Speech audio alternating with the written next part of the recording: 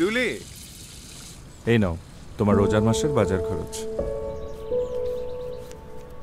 ঠিক আছে।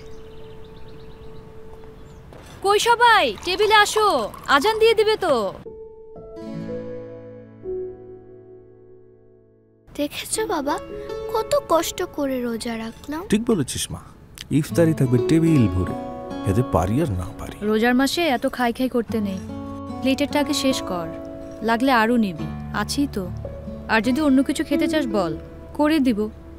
এগুলো তুই শেষ করতে পারবো না মা। আহা, শুধু তো খাওয়াই না, চোখের দেখার একটা ব্যাপার আছে না। এই ব্যাপারটা থেকেই শুরু হয় অপচয়, বুঝেছো? তৃপ্তির জন্য যতটুকু লাগবে ততটুকুই নিতে হবে।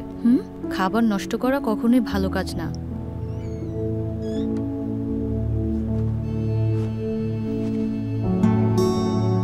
আরে, তোমার হাতে তো টাকা পয়সা ভালোই আছে, তাহলে ইফতারি তেমন কিপটামি করছো কেন? খালু, আপনার চা। ওখানে রাখো।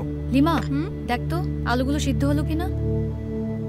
দেখে যখন ফেলেছো তাহলে বলি কি? লিমা তো আর সারা জীবন আমাদের সাথে থাকবে না।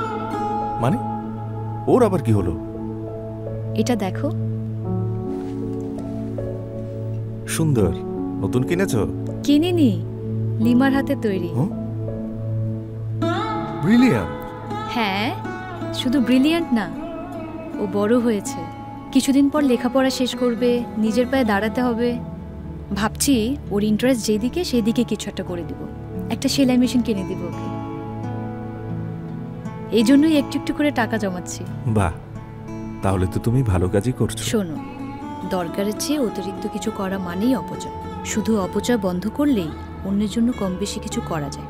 বুঝতে পেরেছি, আর বলতে হবে না। আমিও এতদিন স্রোতে গা ভাসিয়ে ভাবতাম খাই আর না খাই, ইফতারে টেবিল ভর্তি খাবার থাকতে হবে।